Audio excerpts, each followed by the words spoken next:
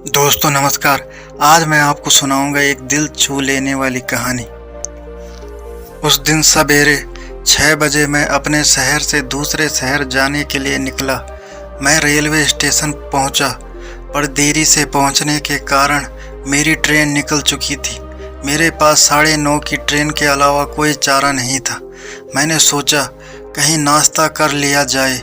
बहुत जोर की भूख लगी थी। मैं होटल की ओर जा रहा था। अचानक रास्ते में मेरी नज़र फुटपाथ पर बैठे 2 बच्चों पर पड़ी। दोनों लगभग 10-12 साल के रहे होंगे।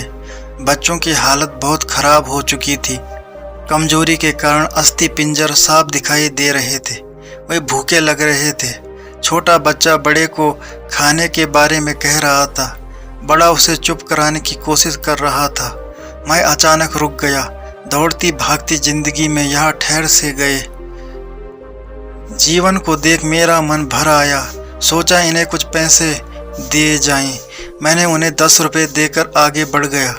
तुरंत मेरे मन में एक विचार आया, कितना कंजूस हूँ मैं। 10 रुपये क्या मिलेगा, चाय तक ढंग से ना मिलेगी।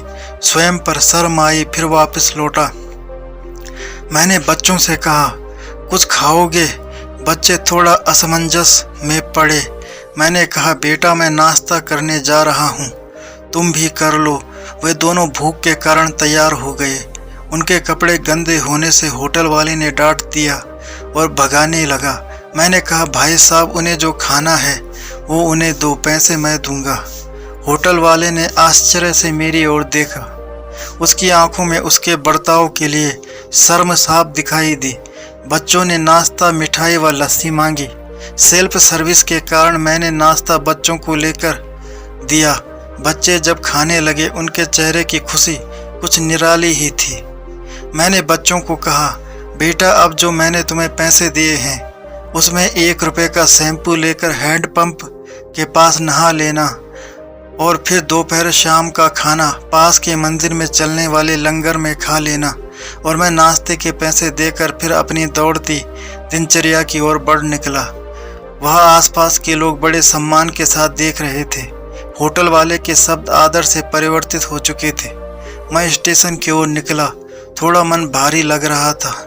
मन थोड़ा उनके बारे में सोचकर दुखी हो रहा था। रास्ते में मंदिर आया। मैंने मंदिर की ओर देखा और कहा, हे भगवान आप कहाँ हो? इन बच्चों की ये हालत, ये भूख, आप कैसे चुप बैठ सकते हो? दूसरे ही क्षण मेरे मन में विचार आया, पुत्र अभी तक जो उन्हें नाश्ता दे रहा था वो कौन था? क्या तुम्हें लगता है तुमने वह सब अपनी सोच से किया? मैं स्तब्ध हो गया। मेरे सारे प्रश्न समाप्त हो गए। ऐसा लगा जैसे मैंने ईश्वर से बात की हो। मुझे समझ आ चुका था हम निमित्त मात्र हैं उसके कार्यकलाप के। वो महान है। भगवान हमें किसी की मदद करने तब ही भेजता है जब वह हमें उस काम के लायक समझता है। किसी मदद को मना करना वैसा ही है जैसे भगवान के काम को मना करना। अतः आपको कोई भूखा या लाचार मिले या आपसे कुछ खाने के लिए मांगे तो आप अपनी सामर्थ्य अनुसार मदद जरूर करें, क्योंकि स्वयं भगवान ने आपको इस काम के लिए चुना है। चलिए आज की सुहानी सुबह का शुभारंभ करें कुछ इसी संकल्प के साथ कि भिक्षावृत्ति को हम बढ़ावा ना दें, लेकिन अशक्त, लाचार और भूखे की मदद हम जरूर करें। ईश्वर से प्रार्थना हमें सद्बुद्धि प्रदान करे और इस लायक बनाए। हम बदलेंगे, युग बदलेगा। हम सुधरेंगे, युग सुधरेगा। पहले अपना आप सुधारे आओ यारों, मिलजुल कर हम मानवता का रूप निखारें। तो दोस्तों ये थे आज की कहानी। उम्मीद करता हूँ आपको कहानी पसंद आई होगी।